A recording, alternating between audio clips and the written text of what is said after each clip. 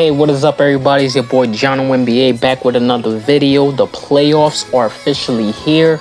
I wanted to come out today and share my prediction on which team in the West who I think will win their season series. Now, let's get to it.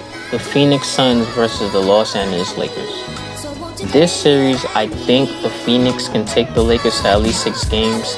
They have a great team with Chris Paul running their offense, and this is actually Chris Paul's 6th time playing a defending championship team in his career. He's been eliminated 5 times other than 2015 when he and the Clippers had beaten San Antonio in a Game 7. Back in 08, he was eliminated against the Spurs. Then he had the Lakers in 2011, Warriors in 18, the Warriors again in 2019. Now he got the Lakers again this year. I guess he's kind of unlucky. And quite frankly, I'm not so sold on the Suns winning this series either. I think they may have a tough time with Anthony Davis and, of course, LeBron. But not only that, I feel because of the way the league is, and I'm referring to what Nate McMillan had said 3 days ago prior to the Hawks and the Knicks series.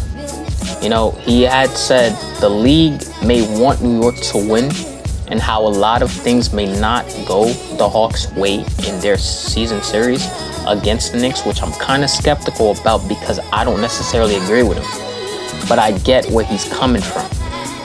And it's a big franchise and it's a big market. New York fans has been dying to see the Knicks back in the playoffs. So again, I get where he's coming from. And with LeBron on the Lakers and his legacy, but don't get me wrong, not taking anything, absolutely nothing from LeBron's legacy because he is great. The man is great.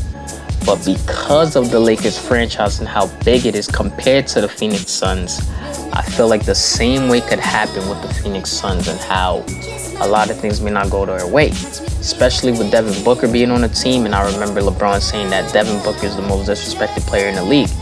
And I kind of agree because I remember one game, ref called a bum called on Devin and he got ejected from the game, and that's exactly what I'm talking about. Hopefully I'm wrong. Hopefully his season series can go to 6 or 7 games in a fair battle. So we'll see. Denver Nuggets versus Portland Trail Blazers. This series I'm not too sure about. It can go either way.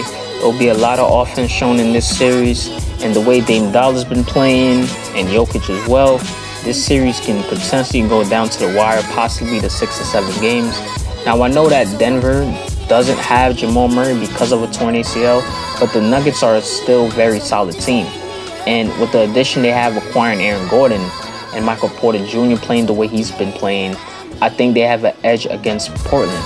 Plus, they play better defense than Portland. Portland honestly tend to have no defensive stops, only if a guy like Robert Covington, Harry Giles, or Rondae Hollis-Jefferson is on the floor. But let's not forget Portland's offense either, because that's something they have a lot of. Damian Lillard and McCollum, Melo, including Norman Powell and Enes Kanter, who I think is a great offensive rebounder. And I also think he'd be a better advantage to help Portland with Jokic than Nurkic. Because Nurkic to me is just too slow and kind of lazy. And he's a way worse defender than Kanter. So having him on the court instead of Nurkic, they'd probably have a chance.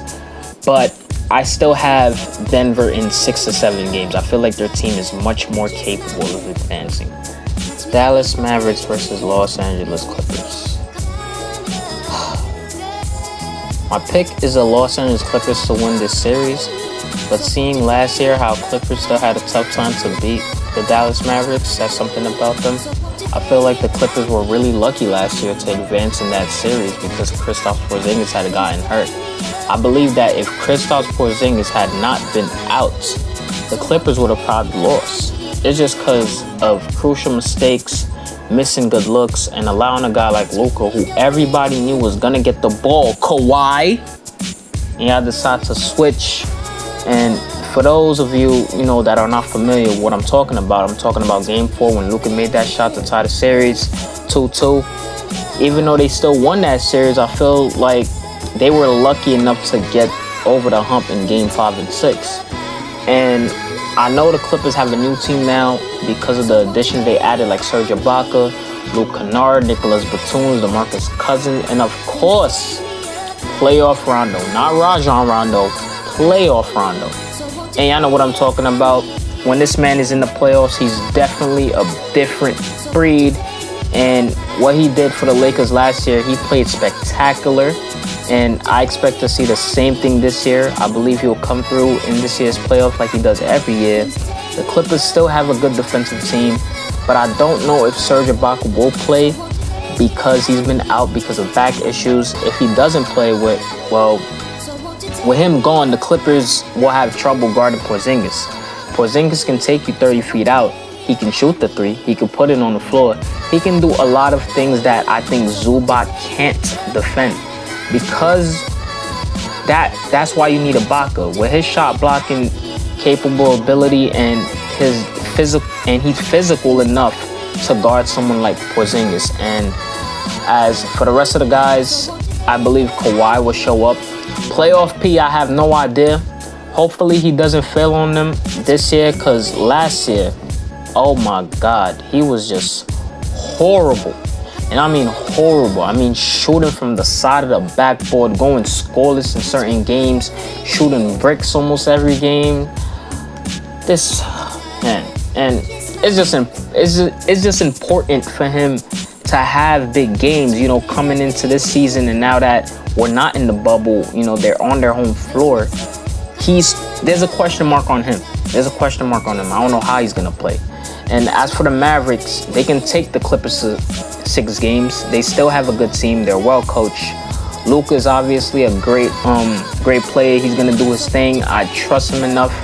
Like, he's not scared of Kawhi or PG. But the question mark there is, can you trust Porzingis? Can you trust him to stay healthy? I don't know if you can, because if he's healthy, they definitely have a chance on winning. Utah Jazz versus Memphis Grizzlies. This one I'm gonna keep short. I think the Memphis Grizzlies have no chance on beating the Utah Jazz in this series. Memphis could probably give them a game or two because they are gritty. They are well coached. Taylor Jenkins has done a really great job coaching this team. John Morant is a dog. He's not scared of nobody. He had a fantastic game the other night, knocking off Golden State from playoff contention to prove it. And the whole team with Dylan Brooks, Grayson Allen, Kyle Anderson, Valanciunas, Jaren Jackson Jr., Desmond Bane. I mean, I like this Grizzlies team. They're scrappy, they fight. But honestly, with the Utah Jazz core, the way they've been playing this season, like, has been absolutely great all year. They will definitely knock off the Grizzlies probably in 5. You know, that's mainly all I have to say about this series. Hope you enjoyed the video, guys. Please don't forget to like, share, and subscribe. Let me know in the comment section your prediction on which team is going to win in the Western Conference. Till next time, John out.